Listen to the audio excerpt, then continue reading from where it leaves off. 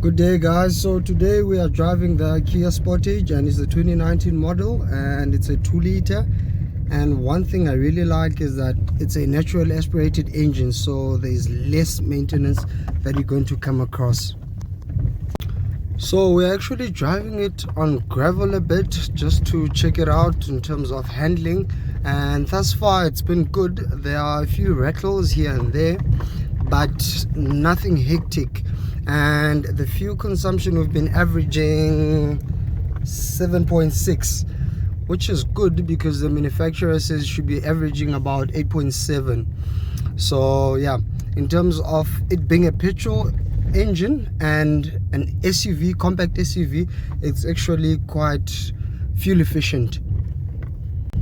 I think it's riding on 16-inch wheels, so they are able to absorb quite a lot of bumps because I'm actually quite a bit comfortable inside whilst we are still driving on gravel. And I think in fact I'm more comfortable than when I was driving the Jeep. Whilst this is only a compact SUV with far smaller tires, but it's more comfortable. So guys, since this is only a 2-liter and it's a naturally aspirated engine, it only kicks out about 122 kilowatts in terms of power and 197 Newton meters.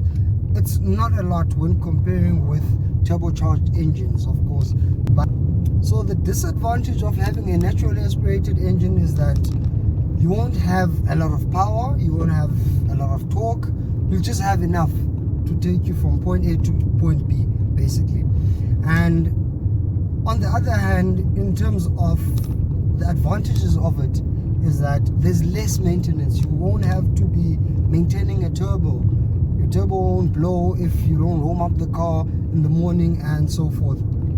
So we are actually doing 80 kilometers an hour and it's in 5th gear. So let's see how it performs if we just change down to 4th and give it the beans. Yeah, there's far less power and torque. It takes forever to pick up, but I guess that's because it's a naturally aspirated engine. It's meant to last, it's not meant for speed. Okay guys, so this is the interior of the Kia Sportage. Looks quite simple, and the dashboard has got soft material, and here's a simple radio which got Bluetooth auxiliary down there and USB, and also has a two tiny cup holders, a manual park brake, hill descent control, and also your parking sensors which you can turn off. And it also has traction control down there, which comes in handy when you're going through mud and gravel, for instance. Okay, it's also equipped with an armrest which is quite tiny, and lastly it also has got some space over there for your sunglasses. So here are the rear seats, and in fact it's quite spacious because here's my driving position up front and I still have plenty of leg room. And also it's equipped with an armrest which has 2 cup holders. I don't see any USB inputs at the back, but there's also a 12-volt socket down there. So guys, here is the 2019 Kia Sportage exterior, and I think with the more spec'd model you even have your fog lights down there.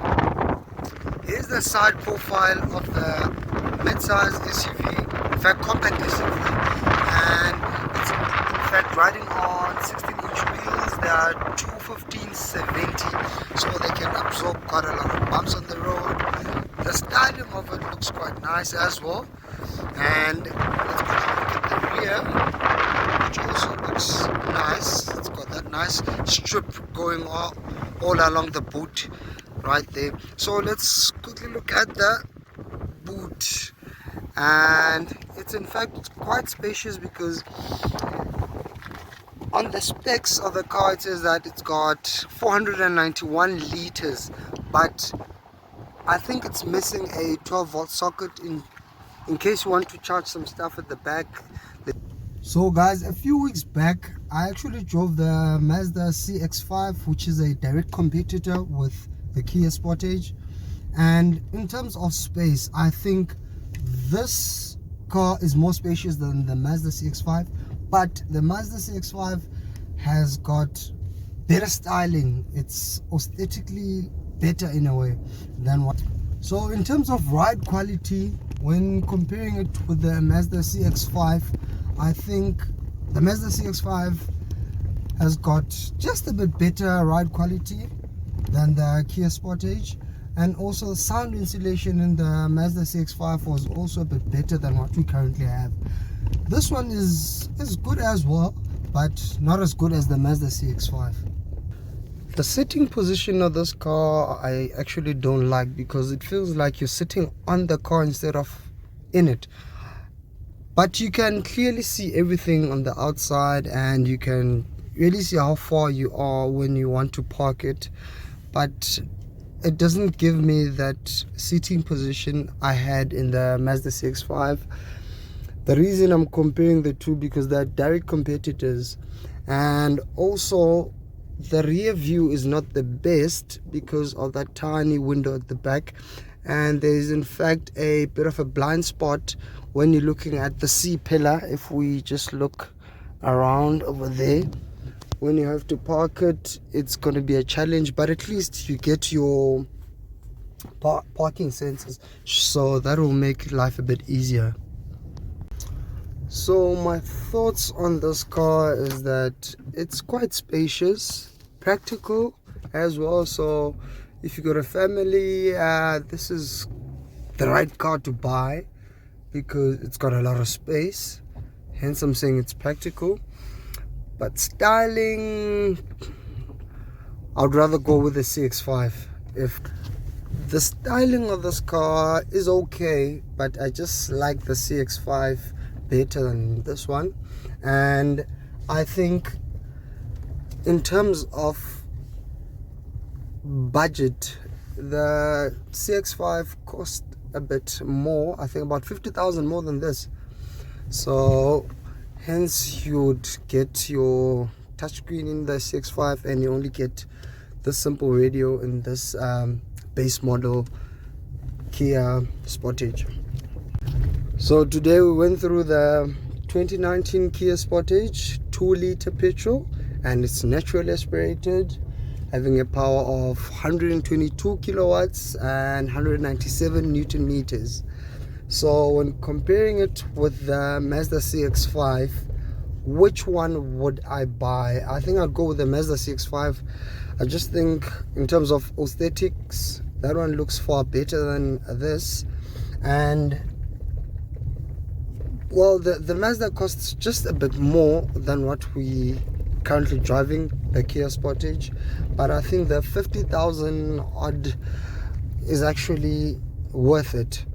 But this is not a bad car. It's naturally aspirated, so yeah, it will definitely last you, won't give you any problems.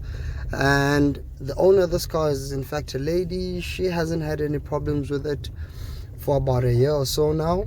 So yeah, if you really want this particular car, I'll definitely buy it if you really want this one, you know. But the Mazda CX-5 just looks way better than the Kia Sportage in my opinion. But yeah, this is a practical car at the end of the day, so if you really are a Kia fan, why not get one? It's a bit cheaper than the Mazda as well, so that goes for it. And last time I checked, they have better warranty in terms of the I saw with the Picanto had about 5 years unlimited kilometers. So guys, thanks for watching my video, and please don't forget to like the video and also subscribe to the channel.